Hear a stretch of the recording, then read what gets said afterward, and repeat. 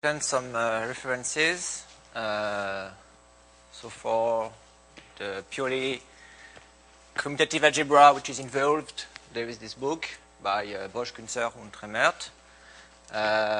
Berkovich theory is explained in his first book, 1990, at the AMS, and also at the beginning of his 1993 paper at IHES. And there is a set of lecture notes by Berkovich in 2009, and also one by Conrad, and one by Temkin, which is very recent. And Antoine Ducrot gave a talk at the Bourbaki Seminaire in Paris, in which he also explains the main notions and gives a lot of applications.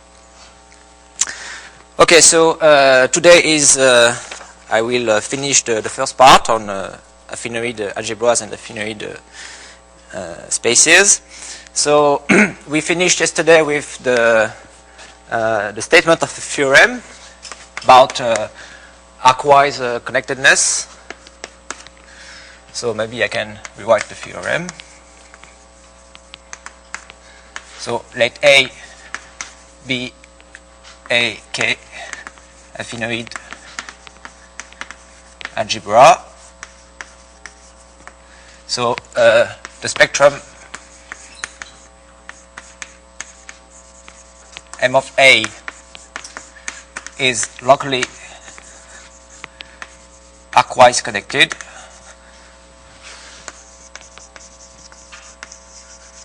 and the canonical map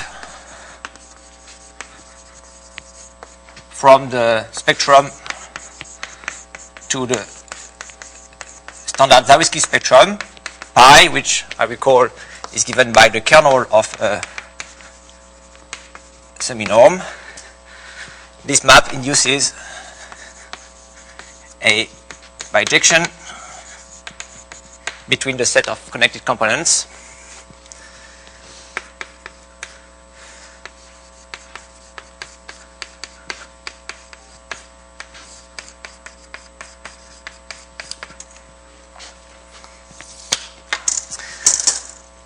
So I won't prove the theorem because it's not that easy to establish, but I will look at a particular case, and for Tate algebra I will prove that it is arcwise connected.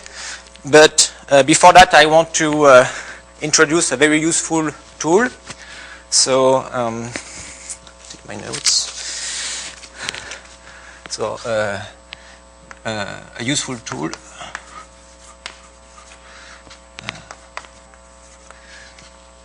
So take any real number, positive, and denote by K R the Banach K algebra of Laurent series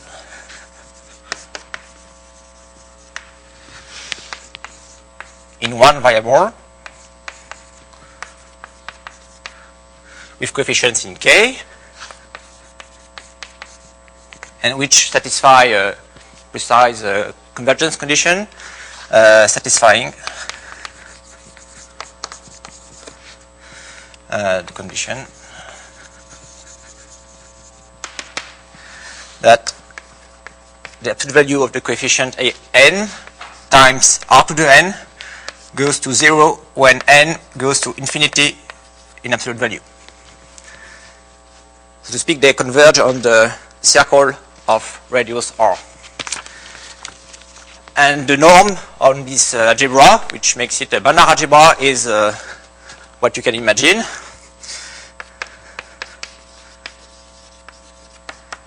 Is the max of the coefficients times r to the n. Okay. And so remark. So this Banach algebra is a K affinoid algebra. because you can write it as a quotient of Tate algebra, since Kr is isomorphic to K, so R minus 1 T Rs divided by St minus 1. And so here's the proposition.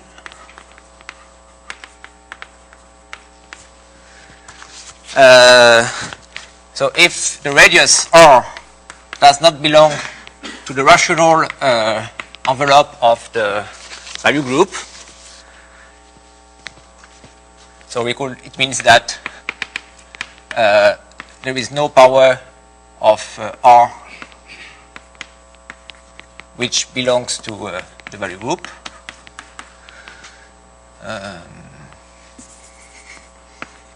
Except the trivial one.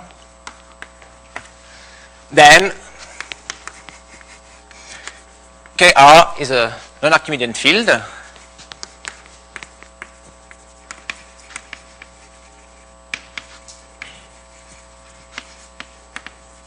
extending K and with value group, the group generated by the value group of K and R.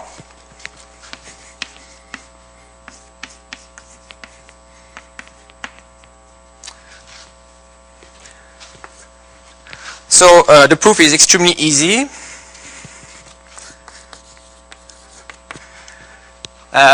What you have to observe is that if you take any element in K of R, for any f, say non-zero in K of R, say f is written as a Laurent series, then the coefficients with different indexes must have distinct absolute values with this weight if they are not zero.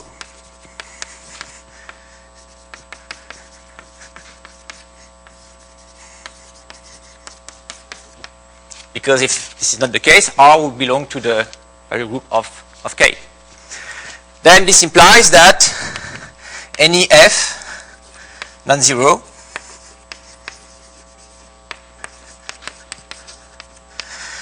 can be written uniquely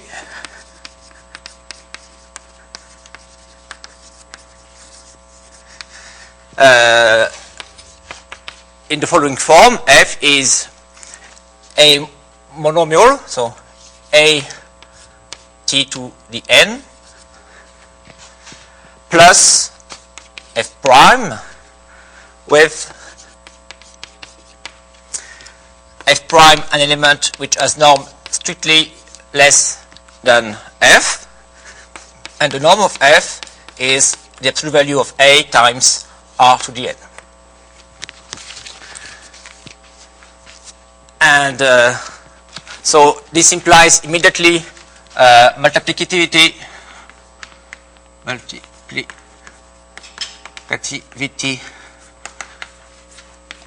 of the norm follows immediately. So you have, in fact, a multiplicative norm on this algebra, and of course you can invert f.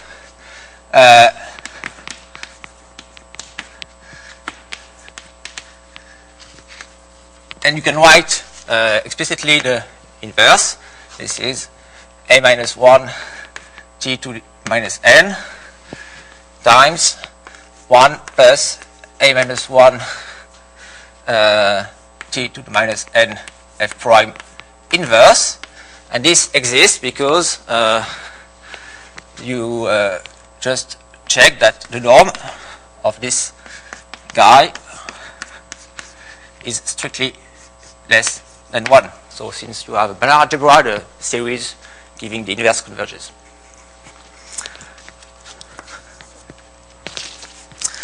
Right. So why is it interesting? Because it allows you to extend your field and to get elements with prescribed absolute value.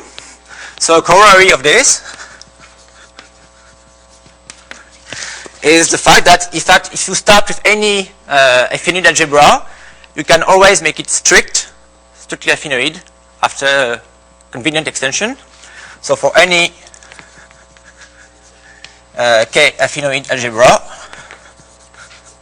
A, there exists a non-Archimedean extension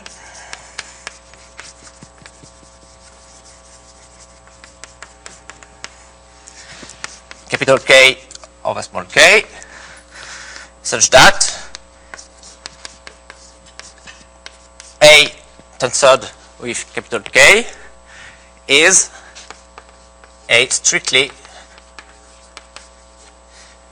capital K affinoid algebra, and the proof is the following. You just take a presentation of A, so with some radii. You pick some extension which you can build using this proposition and some finite extension to allow roots of absolute values. So non-Archimedean extension obtained using finite extensions and proposition. So with this trick you can get elements with prescribed absolute value such that the radii belong to the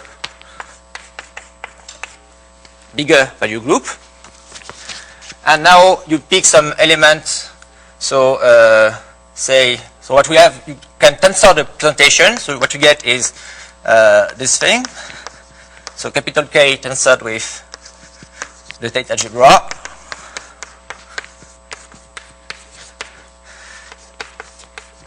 is a presentation of A tensored with capital K. This is the same thing as the Tate algebra over capital K with the same radii. But now, since you have elements in capital K with those radii as absolute value, you can just make it disappear. This is isomorphic to capital K S, where the map here, say phi, is given by phi of T I is lambda I S I with lambda I in capital K of absolute value Ri.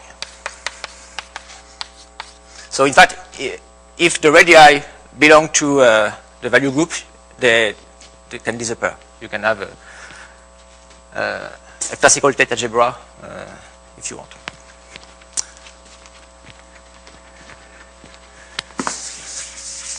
So this is very useful to prove results on affine algebras. You first look at strictly affine algebras, which are the one with the true geometric content, and then you extend the results by this trick. So as an application, I will prove that the Gauss norm on any Tate algebra is multiplicative.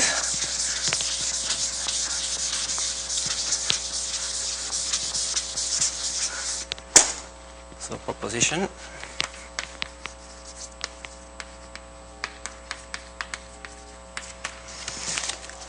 First, it is more general than that. Let A be a Banach K algebra with multiplicative norm.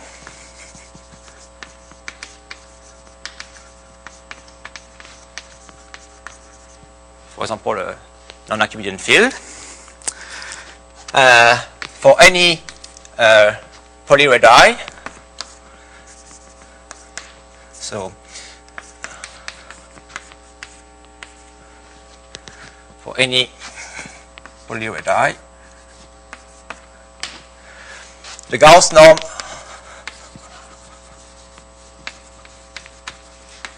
on the Tate algebra with coefficients in A, I will recall the definition immediately, is multiplicative.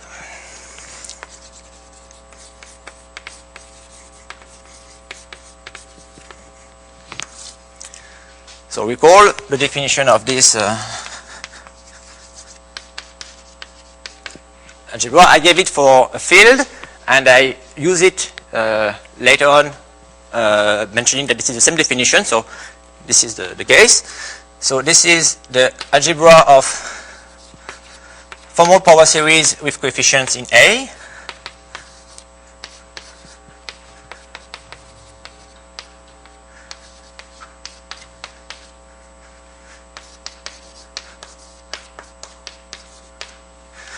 Such that you prescribed a convergence condition.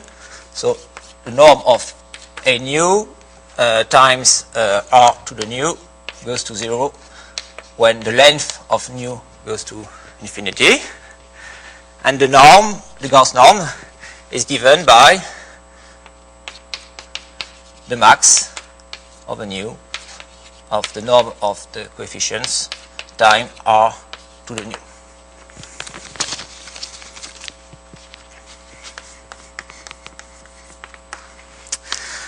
So the proof of this proposition, well, since you assume that the norm is multiplicative, it means that the ring is a domain. So A is a domain.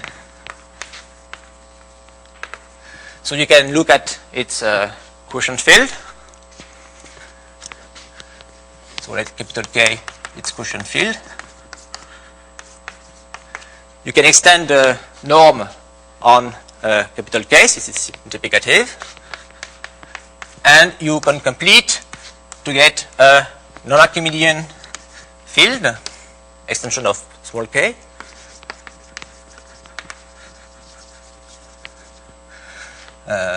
Field. So if you do that, at the level of power series, you just embed coefficient wise, so the norm is exactly the same. So you are reduced to prove the proposition for a field.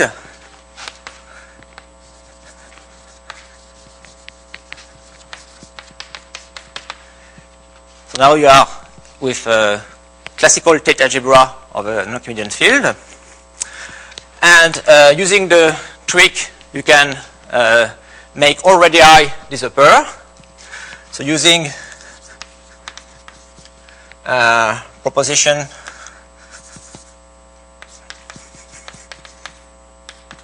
the above trick and finite extensions, we can define a non-Archimedean extension, say L over K, with, so when you do that, in fact, when you look at this isomorphism, you just embed the coefficients in the bigger field. So the Gauss norm doesn't change in this situation also. So with an isometric embedding of your Tate algebra with the polyradii into L tensored with the algebra, which now, if you assume that the radii are in L, which is possible, is isomorphic to standard Tate algebra without polyarray. And so you are reduced to proving that the Gauss norm here is multiplicative. And this you can do extremely easily.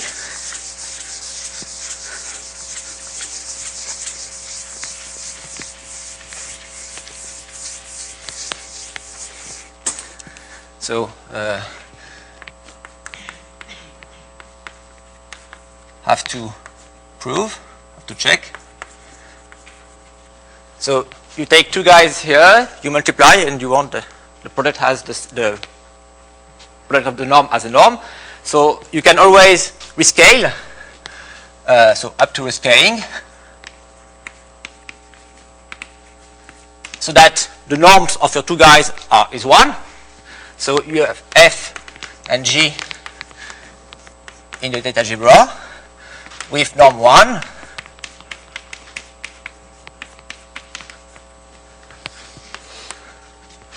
And you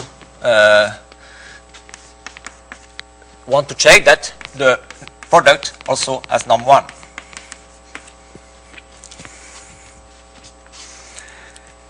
And this is very easy.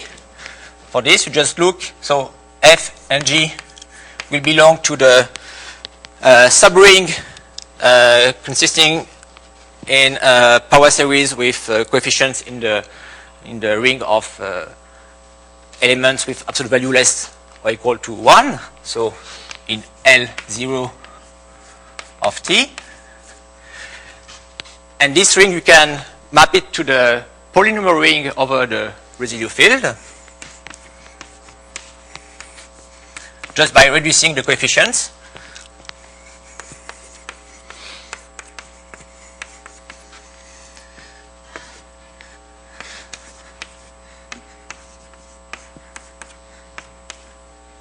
So since you assume that they go to 0, this is a polynomial, not a formal power series anymore. And the assumption is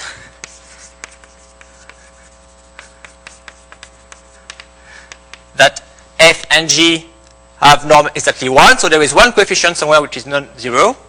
So the reduction are non-zero. And the conclusion you want is that the product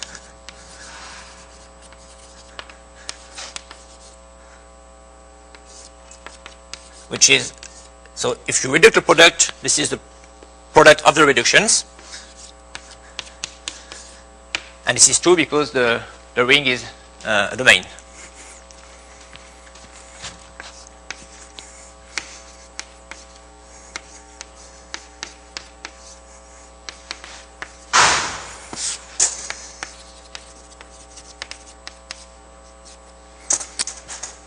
So Gauss norms are multiplicative, and in particular they define points in the spectrum because they are multiplicative semi-norms, which are obviously bounded with respect to themselves. So we get points in the spectrum of Tate algebras, and we will use them to prove that such a spectrum is indeed arcwise connected. This was the goal of this first part of the lecture. So now it's very easy to conclude. So let us see that. So back to this was a kind of digression. So now back to connectedness.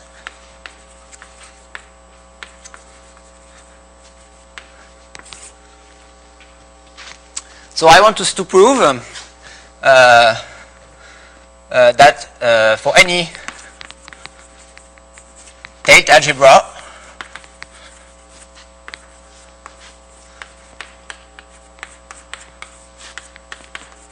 the spectrum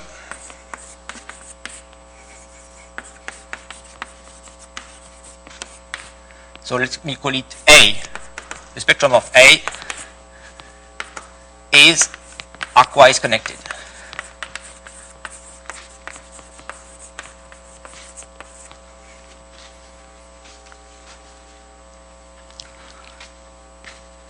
So in this spectrum, we have one distinguished point, which is the Gauss norm of the algebra, because this is a multiplicative norm. So let eta be the Gauss point. So attached, defined by the Gauss norm on A. And what we will do is to define a path, in fact a canonical path, between any point and eta.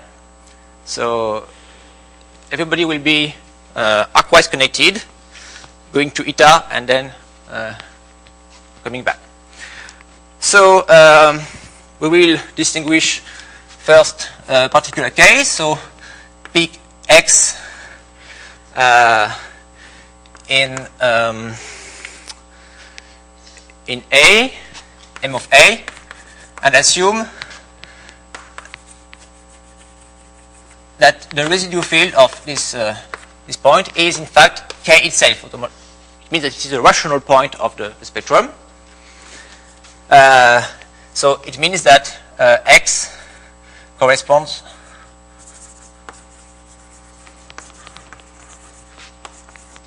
to a bounded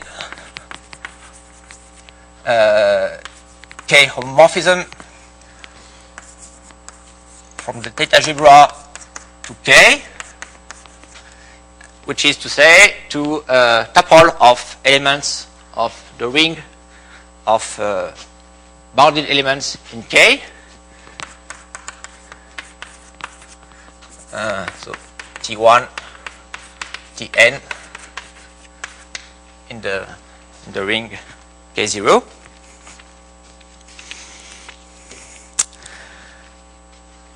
So up to I can make a change of variable to, and then I can assume that this is the 0 point. So after, or maybe I will keep it this way. But what I can do, so any element of the Tate algebra can be written as a power series in the variables capital T minus yeah.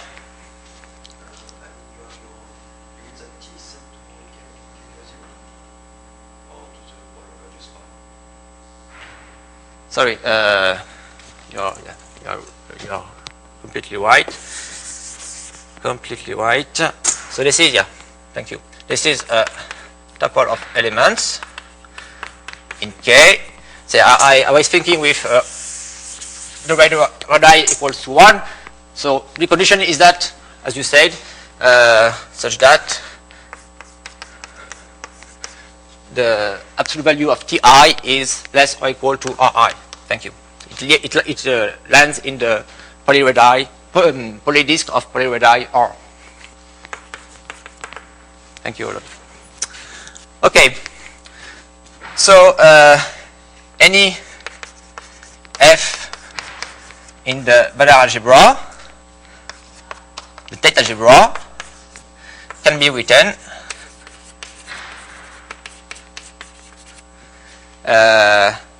as a power series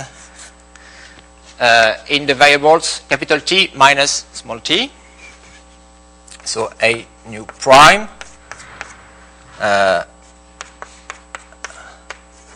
capital T minus small t to the nu.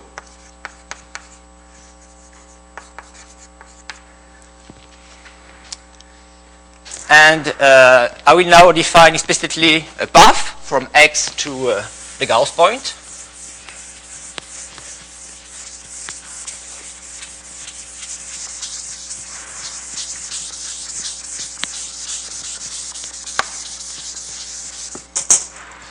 So let gamma X be the function, the map from 0, 1 to M of A. So which maps some element epsilon to this explicit semi-norm. So you pick an element on the algebra, you write it in the variables capital T minus small t, and then you look at the maximum over nu of the absolute value of the coefficients times epsilon to the length of nu times r to the nu. So here you see this is a Gauss norm on a convenient algebra. So this is multiplicative. So this is really this is obviously bounded. So this is a point in M of A, and I claim, this is not difficult to check, that this is continuous. So this is a continuous path. So 0 is mapped to the evaluation at small t, because you just have a 0. So from the point x itself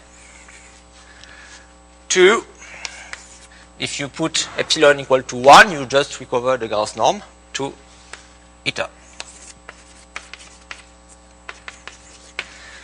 So you have a continuous path.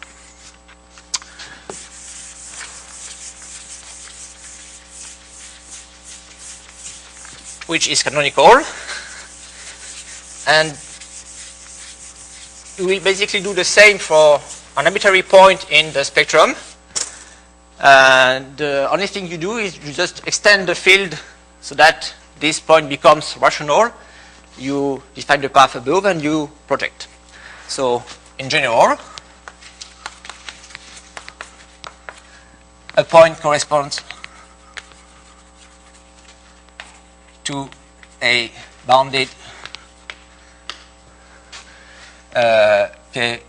homomorphism from A to its completed residual field. And so you have a canonical rational point when you extend the scalars to this residual field. So let x underlined be the canonical morphism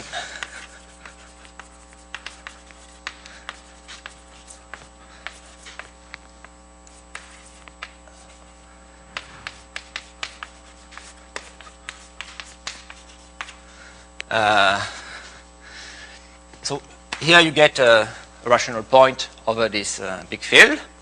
So now you just look at this picture. So you are here over the big field where you have underlying x underlined. You also have the Gauss norm, because this is still a Tate algebra. So Gauss.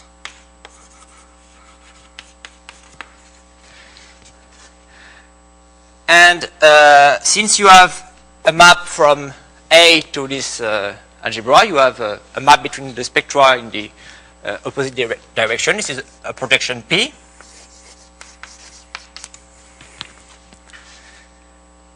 And by construction, this rational point is mapped to X. The Gauss norm is mapped to the Gauss norm because you have just embedded the algebras coefficient by coefficient. And you compose a path from X underlined to the Gauss point above with the projection, and you get your path. So gamma X, which is P composed with the path above, is a continuous path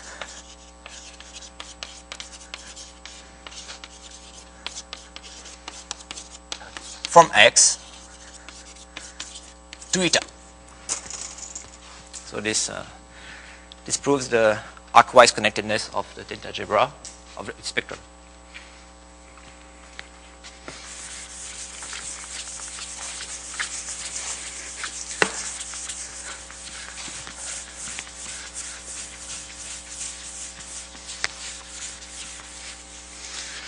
So the proof of arcwise connectedness of spectra is, in fact, a devisage to using the Noether normalization lemma and the fact that you can define this specific. Yes? No, the projection is not injective. And but the reduction is not that easy to do, so I won't say any more about that. What I will do now is to look closely at the spectrum of the Tate algebra in one variable, because we have defined some points using Gauss norms, and we can wonder if there are other points than those ones. So this is 5. Description of the spectrum of the Tate algebra in one variable. And for simplicity, we assume here that the field is algebraically closed, but there is no big difference in the general case. So we have the canonical embedding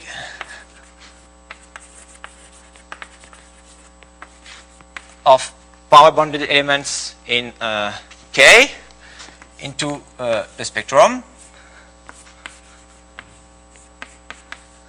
given by evaluation. So you pick F, you compute F at A, and you take the absolute value. So in the spectrum, you have the classical points of the disk, unit disk, and the question is what do you have also? So here is a notation. I will denote by, so if you take A in K0 and R a real number between 0 and 1, so E of AR will denote the closed disk of center A and radius R, but seen as a subspace of the spectrum. So the definition is the set of all points in the spectrum, such that T minus A has absolute value at X, at most R. So this is the so-called closed disk of center A and radius R. And if you intersect it with the trace, if you take the trace of this subset with your ring, you recover, of course, the usual ring of center A, usual disk of center A and radius R.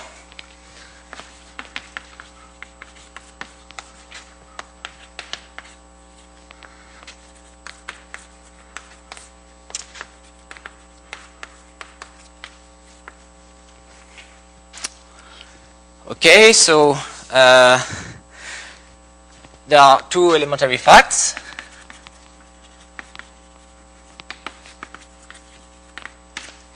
The first one is that if you take two disks, they are either disjoint or nested. It means that one is contained in the other. So two closed disks are either disjoint or nested.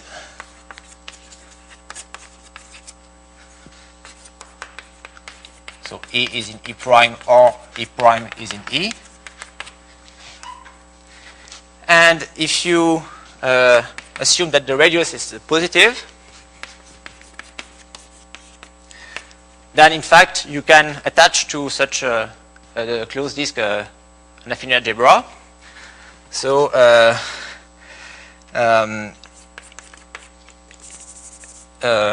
let B denote the affine algebra, the Tate algebra with radius R in S, variable S, and consider the map U from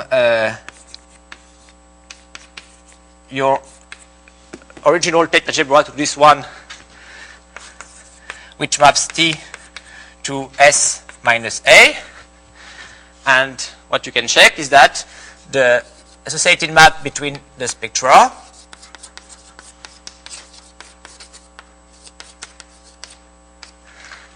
induces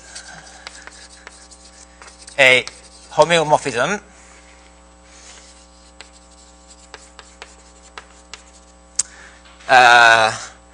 onto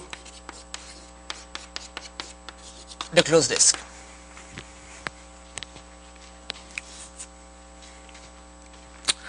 Okay, so now we will try to understand what are the points in the spectrum of the Tate algebra. So pick any point x in the spectrum, and we will look at all closed disks which contain x. So if to say that x is contained in a closed disk, if you look at the definition, is the same to say that T minus A at x is less or equal to R. This is the very definition of the closed disk. So let R, the function which appear here from K0 to R, which maps A to the absolute value of T minus A at x. So it depends of x, but x is fixed in what follows. And so if you want to look at the closed disks which contain x, you just have to look at this particular radius for any A, because bigger radii are useless. So let E of x denote the set of all closed disks of center A, any A, and radius R of A, this quantity. So all those disks have one common point, which is the point x. So this is a nested family.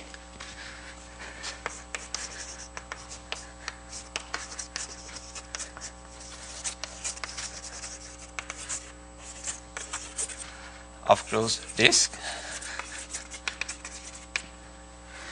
And you can take the intersection, capital E, the intersection of all A in K0 of the corresponding closed disks. And we will discuss on E.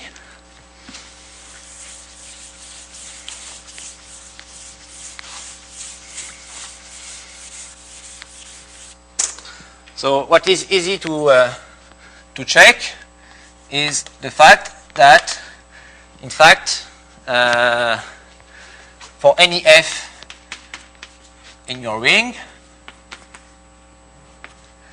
the absolute value of f at x is nothing but the infimum of all A in K0 of the maximum of the function absolute value of f over the compact subset, which is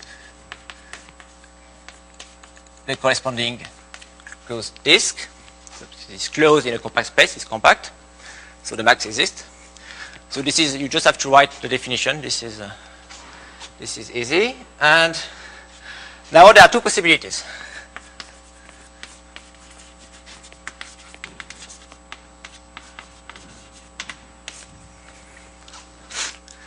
So either E contains a point of K0,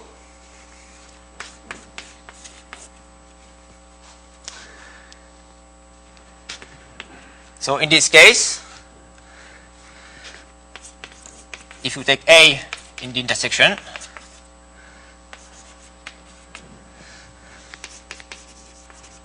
then you see that this disk is contained in E, and since E of course is contained in this one, you have equality. Hence E is this closed disk himself.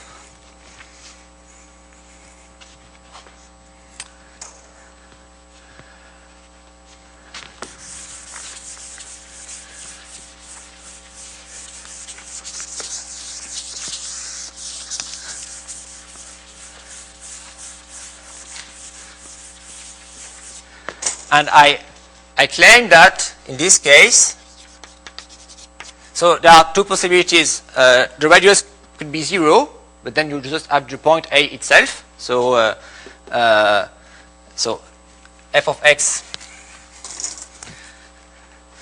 Sorry. So if petit a, if no petit a, star. If a, see, R of A is 0, then E is just the point A, and X is A.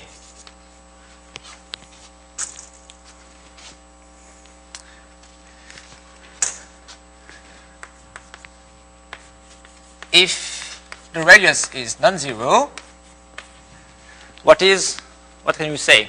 Well, by assumption, you know that f of x is the maximum over this disk of the absolute value of f for any f. So can you see what is x? The answer is yes. I claim that x is the Gauss point of E A of A. What does it mean? Well, you know that this disk is homomorphic to the spectrum of this state algebra. You have the Gauss point here, so you look at the image. Here, it means, so, i.e.,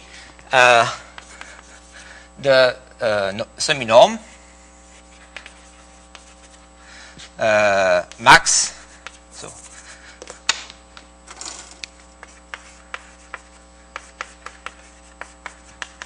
if you write f in the variable t minus a, you map it to maximum of a n times a of a to the n.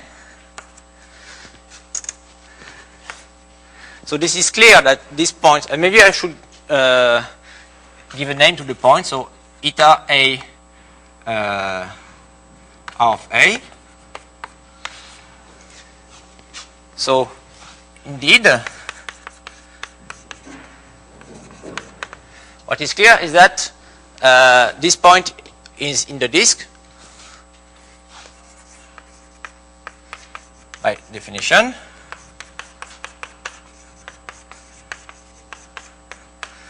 Hence, you have one inequality, which is f of x is not less than f at this point.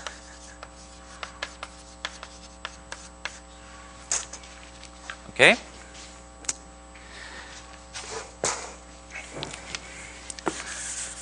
But in fact, if you take any other point in the closed disk,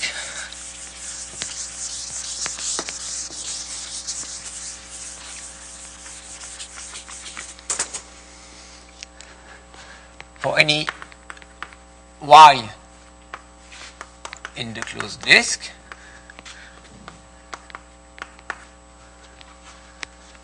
which you identify with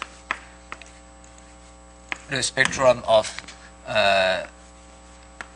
the Tate algebra with S equals to A plus T.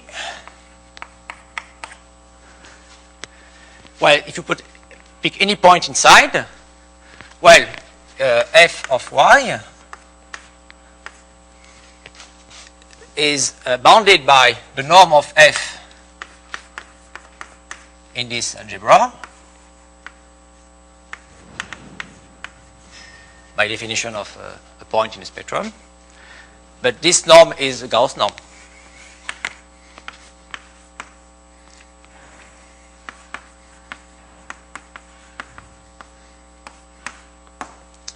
So in fact, you see that you have the converse inequality.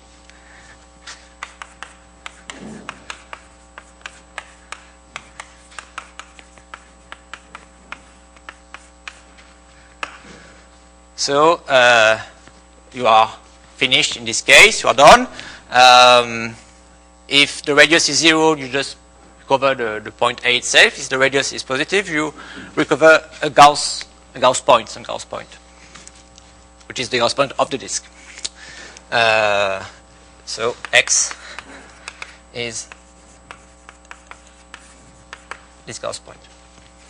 Okay, so we have understood the first situation. And now we will look at the second one.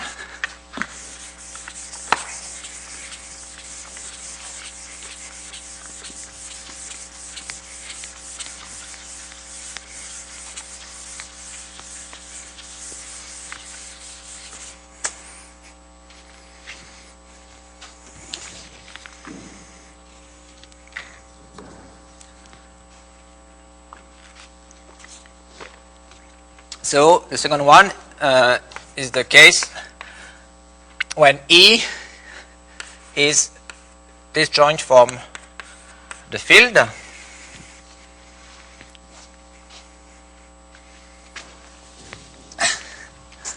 Then you can say anything more. In fact, you have defined some point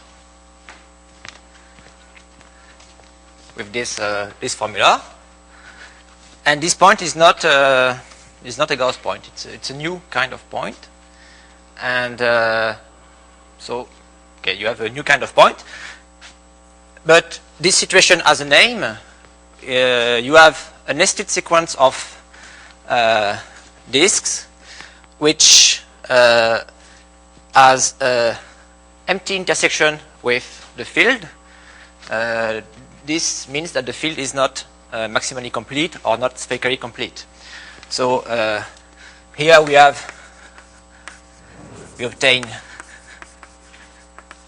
a new kind of point.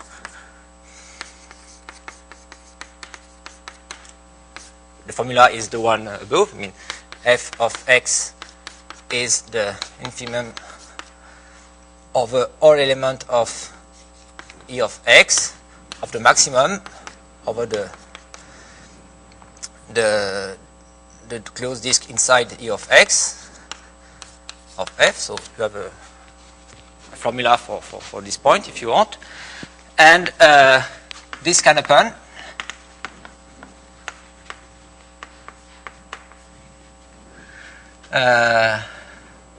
if and only if K is not, so there are two terminologies, maximally or spherically complete.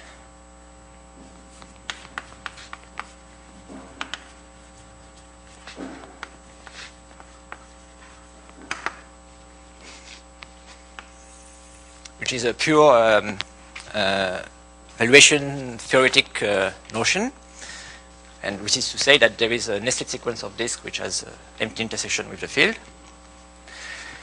And in fact, most non-Archimedean fields are not maximally complete. So this is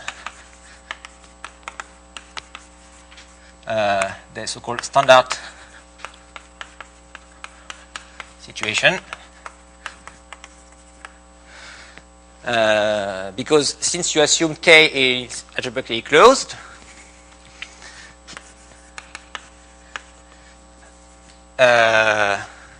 you have a dense variation group, value group, if the variation is non-trivial. And usually in this situation, you have lack of spherical completeness. Well, never mind. You have a new type of point, and this is the only thing which can appear once you have understood the classical points and the Gauss points. So claim, if you take a point of this kind, so in case B, or in case 2, sorry, what happens is that the residue field of this point is the so-called immediate extension of K, is a non-trivial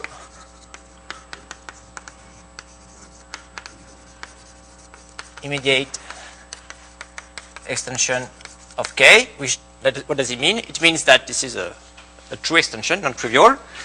And in fact, you cannot see it at the level of residual field, neither at the level of the value group.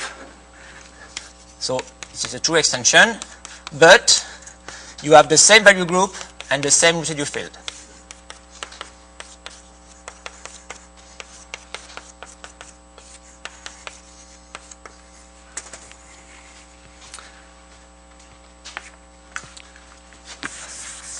This is another way to characterize fields which are maximally complete. It means that there does not exist such extensions.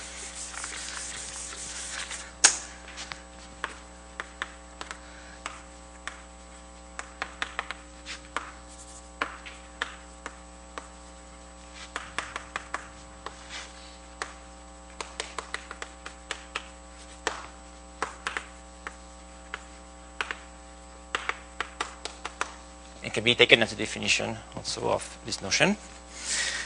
And so let me just sum up the discussion. So we have obtained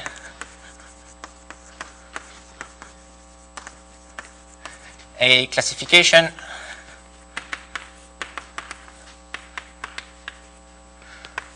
of points in the spectrum of the Tate algebra. So there are 4 kinds of points. The first one is the case of classical points, namely points given by an element of the field.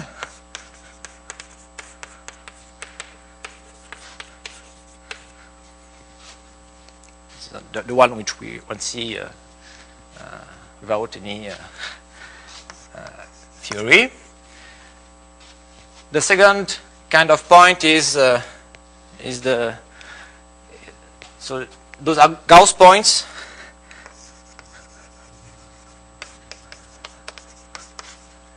Eta A R for some A in the field and some positive real number not greater than 1. And here you want to distinguish 2 kinds of Gauss points. The first kind, second type of point, is when the radius belongs to the value group.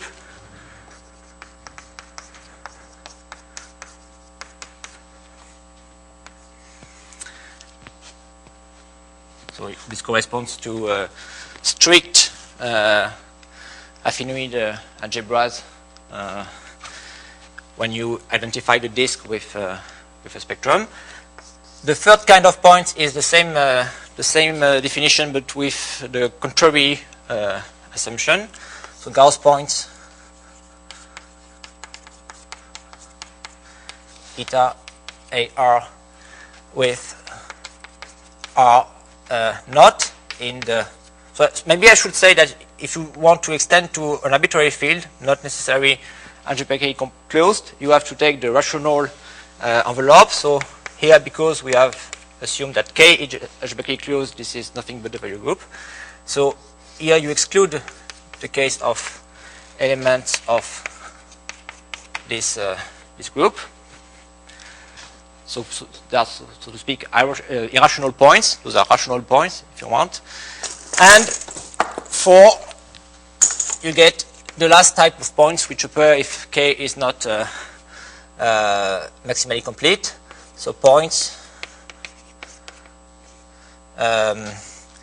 such that the residue field give a non-trivial immediate extension of the ground field. And this is the complete list.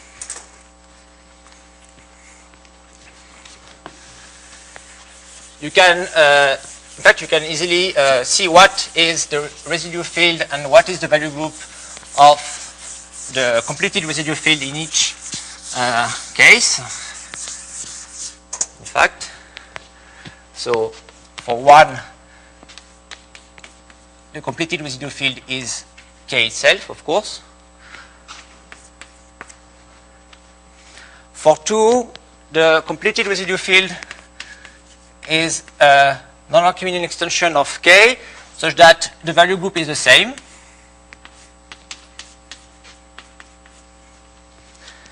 But everything is in the residue extension. So the residue field of the completed residue field, this is not a very nice terminology, then is a transcendental extension, a pure transcendental extension of degree 1 of the residue field of K. This is the symmetric situation for Gauss points of type 3. You do not change the value group. Sorry, you change, here you have some radius which appears, so you have enlarged the value group, but you do not change the residue field. So here R is not in the value group. And so once again, for points of type 4, you have the same value group, the same residue field, but the field is different.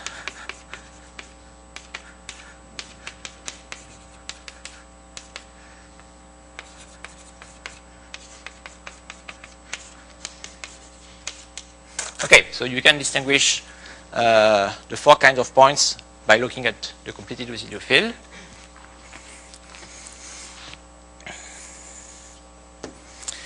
So one remark, and I will do a picture.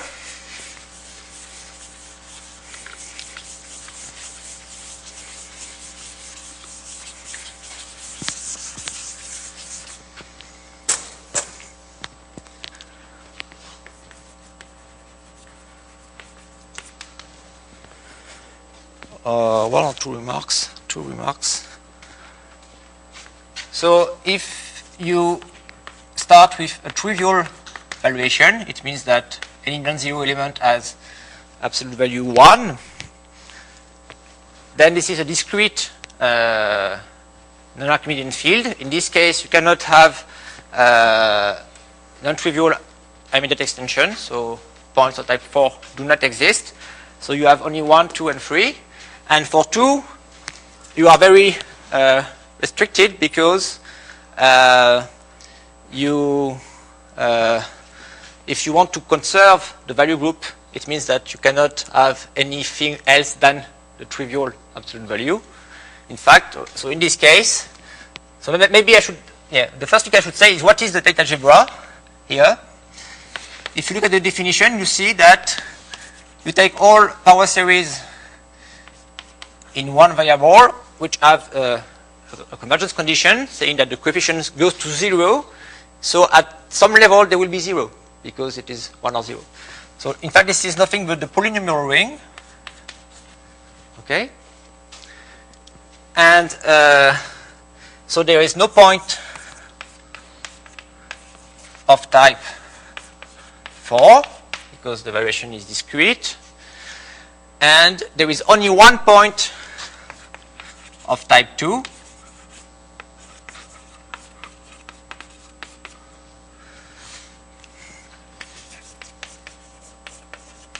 and this corresponds to looking at the trivial valuation on the fraction field defined by, so you map the polynomial ring inside the fraction field, and this you endow with the trivial absolute value.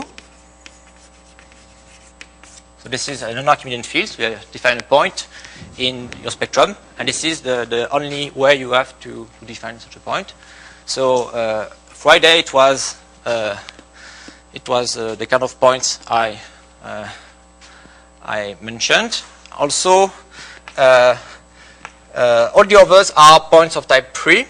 You have to enlarge the value group to do something non-trivial, but this you can do. Second remark, which will be important for the last lecture, so on Thursday. In fact, if you allow R-full extensions, you can get rid of type 3 and 4. Namely, if the valuation, if the absolute value is non-trivial, well, there always exists a non-Archimedean extension which is an R-full extension. This is something completely, this is pure theology, once again, but it's convenient. So capital K over small k, which has the following properties, which is, so algebraically closed. This is not difficult, and this is quite nice. Okay, which is maximally complete.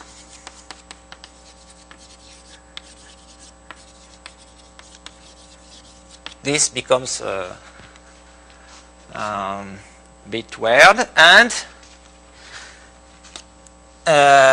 which has value group the whole group of positive real numbers. So the absolute value is surjective. This is completely this is an enormous extension. But if you look at this extension, and if you work over this extension, you don't have room for points of type 3 and 4, so only types 1 and 2. So let me write it, and we will see it again the day after tomorrow. So M capital K of T has only points of type 1 and 2, 1 or 2. So this will be important, very important for us on Thursday. Okay, so now it's time to draw a picture.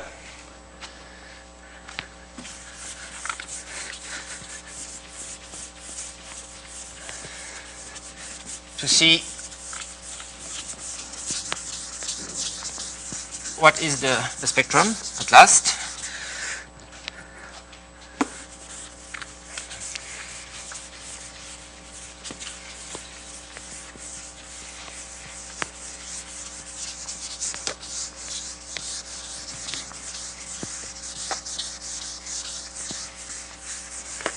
So I will do draw two pictures.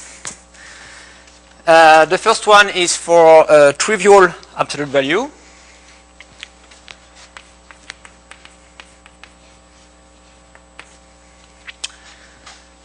So I can do it here.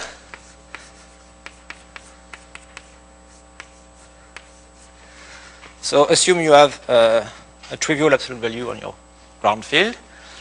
Then you get only one point of type 2, which is the Gauss point with center 0, say, and radius 1. But you can take any point of K0 as the center. So this is type 2. For each classical point, I will raise the blackboard, but each point of K0 gives you an element of the spectrum. So you have, for each A in K0, you have a point in the spectrum.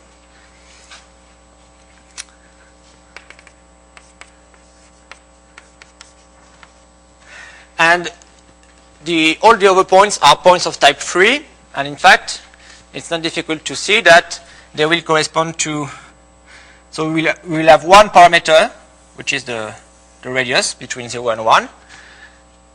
You remember that I defined paths between points. So this is the path, this is the image of gamma A, this is the image of gamma A prime. And in fact, what are those points here? Well, you can just say that you look at this absolute value, you pick a polynomial f, and you map it to R to the vanishing order of f at A, with R between 0 and 1, if you want to be in the interior of the segment. Okay. So this is a kind of spider in which you have one, so to speak, generic point, all the usual close point of your ring, and you can connect them by true path, which correspond to the discrete valuation associated with a close point. Okay, so.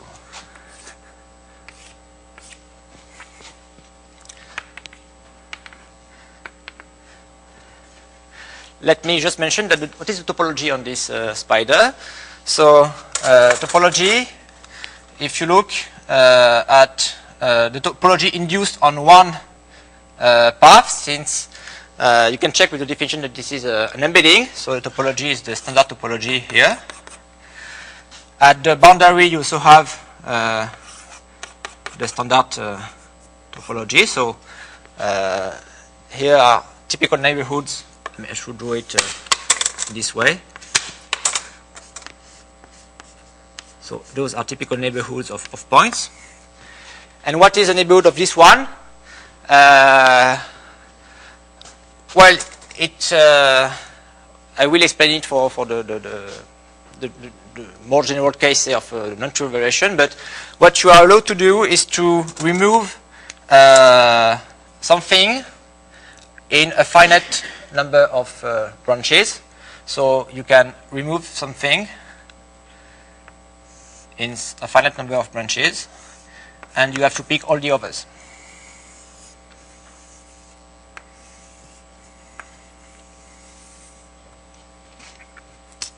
So this is a typical neighborhood of this point. And this is just a consequence of the fact that a polynomial has just a finite number of zeros. In fact, if you look at the definition of the topology. But it's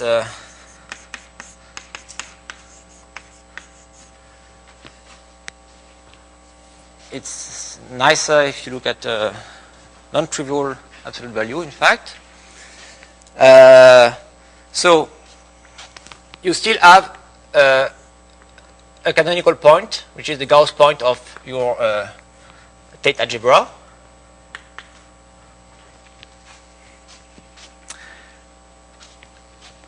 And you know that given any other point, you can connect this point to the Gauss point. In particular, if you start with A in the field with absolute value at most 1, you can draw a canonical path from A to the Gauss point.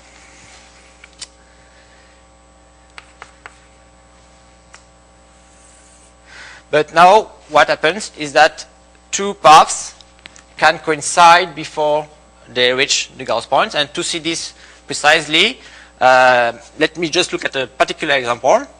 So in general, we can have coincidence before they reach the Gauss point. So to have a precise picture, look at this situation. K is Q, Q2, say, with the standard p-adic absolute value. So you have your Gauss point here. And you have some distinguished point in the unit ball, so say 0, 1.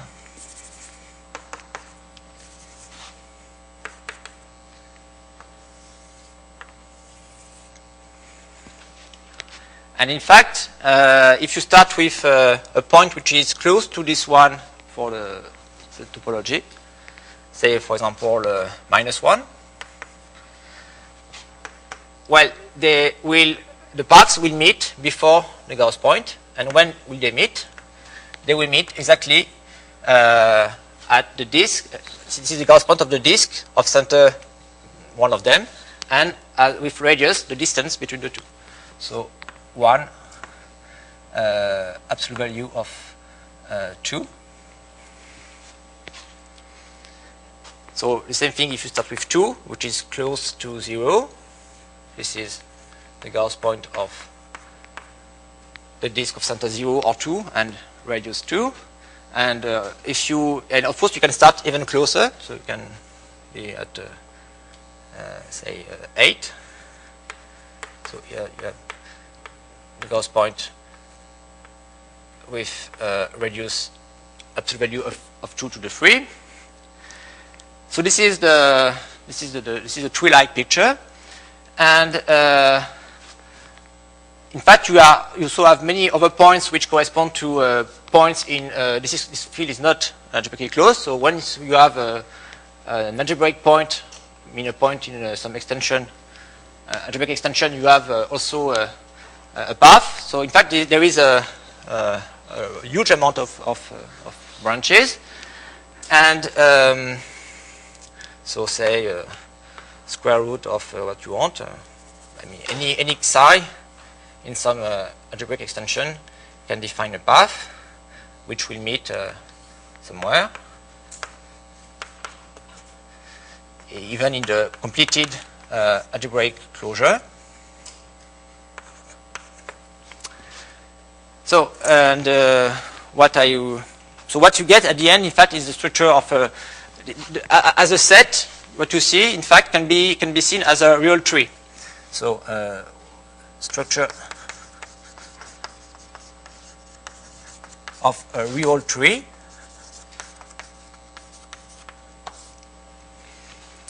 Because the branchings can be very huge. I will just tell you how many branches there are.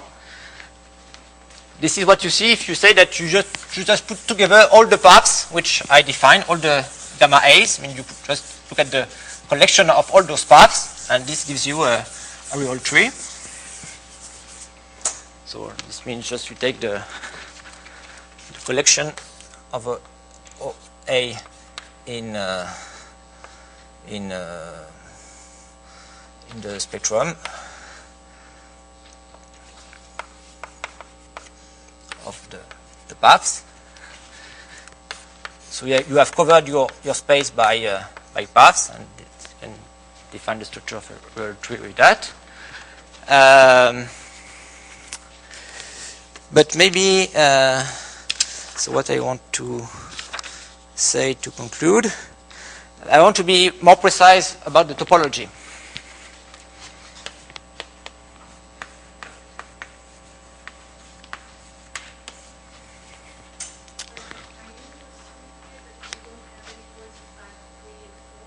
No, there are points of type 3 and 4. I mean, because since you have drawn a path, you can just define any radius. And if the radius is not, so, okay, so look at this with R, which is not in 2 to the Q, which is the rational envelope of the value group of Q2. Okay, so which is not inside, sorry, this is a point of type 3. And even if Q2 is discretely valued, since hence has no non-trivial immediate extension, so Q2 is maximally complete, but you can define points of type 4 by going to the algebraic closure, its completion, which is now a non-maximally complete field, and just look at the induced absolute value, and this will give you a point which is of type 4. So my discussion was under the assumption that K is algebraically complete, so this is a bit misleading perhaps. And what you can do is take Q2 inside C2 and take any immediate extension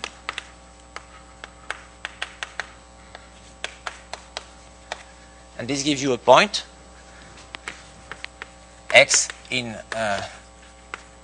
this spectrum of type 4.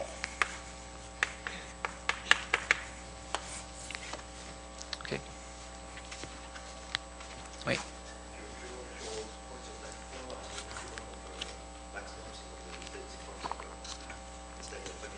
Yeah.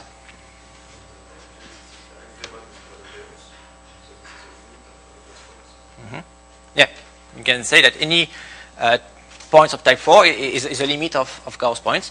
They will be at end of branches, but there are two kinds of ends which are points in, say, the completed algebraic closure, and ends which are points of type 4. And there is a difference because for those, the residual field is just the completed algebraic closure. And for points of type 4, the residual field, in fact, is transcendental. I mean, this is a completion of the fraction field with respect to evaluation. So maybe I should have said that for points of type 4, since so type 4, since h of x is not K, which I assume to be algebraically closed, it means that this is a transcendental extension of K.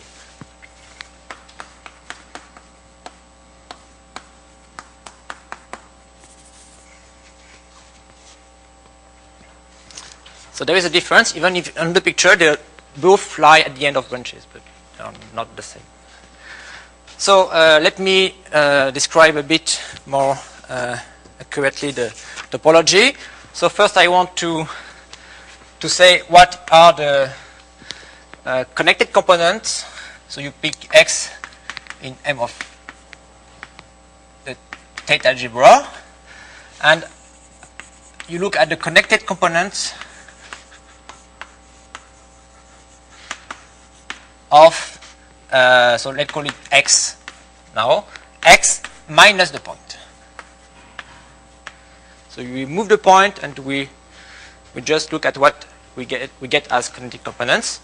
And points of type 1, 2, 4, and 3 can be 1, 2, 3, and 4, sorry, can be distinguished from this point of view also. At least point of type 1, 2, and 3, because 4 is the same as 1. So 1, what you get as you can show that this is connected. So there's only one connected component. This is the same for 4, in fact.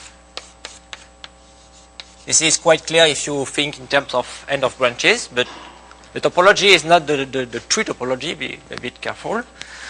Points of type 2 and of type 3, you have more connected components.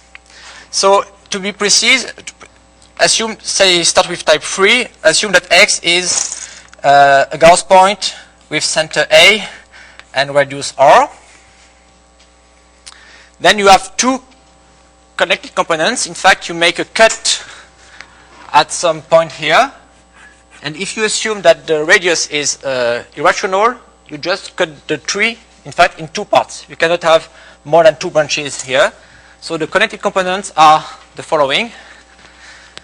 You have the connected component defined by the condition that the absolute value is strictly less than R, and the connected component defined by the condition that it is larger than R.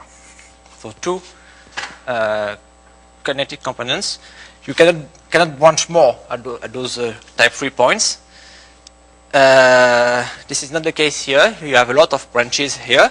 So to be precise, suppose X is, so I will assume that A is 0. It will be easier. And say 1 first. So this is the maximal point above the Gauss point.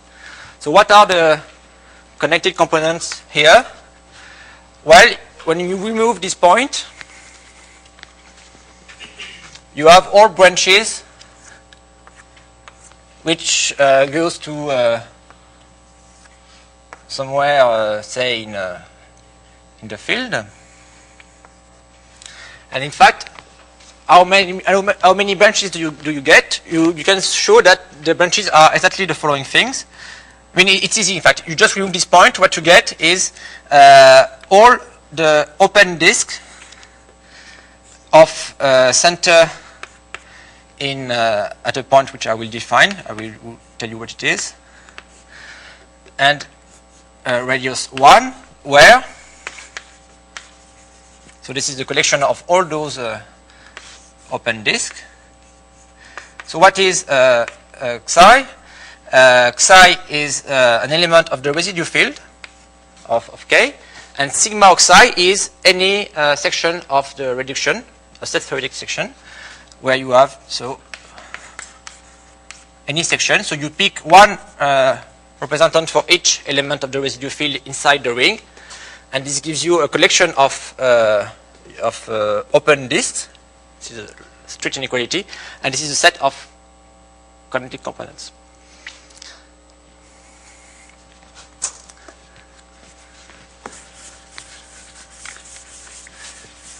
So you see, we exactly recover what we saw in the introduction yesterday, namely that it's very easy to write a space as a disjoint union of open things. What we have written is that this ring as a topological space is the disjoint union of disk of open disk of radius 1. This was in the introduction, and the point is that this lack of connectedness disappears once we have introduced new points. This Gauss point is the way to connect all the other points, but if we remove it, we recover this complete lack of connectedness. Just, do you have time to? No, so I will just finish by giving you an explicit description of a fundamental system of neighborhoods for each point. Or maybe okay. So 2, if X is not the Gauss point, but is, say, a Gauss point with a radius R which is strictly less than 1, so R in the less than 1, so say, for example, here, there is one, so you have also some open disk, but there is one connected component which appear here, which is a kind of annuli. And so what you get as connected components is more or less the same thing as this for this guy. So say R is absolute value of lambda, lambda in the field. So you get all closed open disk of center at lambda time the point here. This is kind of multiplicative translation. But you have one more component, which is the this kind of annulus. So you look at the condition that absolute value of t is larger than r, and of course not larger than 1. So you have one more connected component, and in this situation they are in bijection with the closed point of P1 over the residue field. You have all the closed points of A1, and you have point infinity. Okay, so just in 1 minute, fundamental system of neighborhoods of points, and I will finish.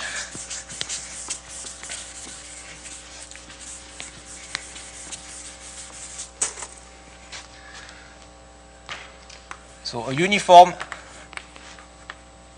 description of a fundamental system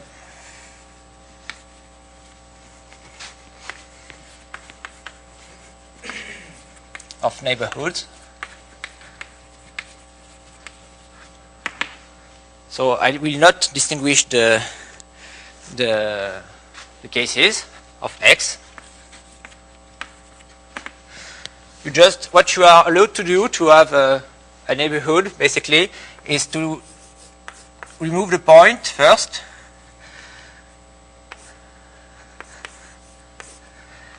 So you have a collection of connected components, and inside those components you can remove either a disk or an annulus. So minus a finite collection of, so I will give of closed neighborhoods, compact neighborhoods. So a finite collection of open subset. And what is UI? UI is open disk. So the same definition as closed, but with strict inequality in X minus the point. So in some component, or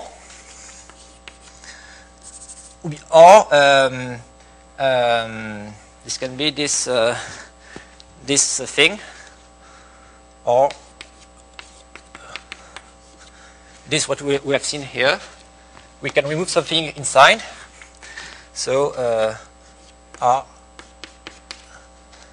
T minus A 1 for some choice of A and R inside X minus X. Okay, so I stop here just with this description of the fundamental system of neighborhoods. Tomorrow I will explain how one get a structure sheaf on such a space, and how one can glue them together. And Thursday we will go back to curves and we speak about semi-stable relation. Thank you.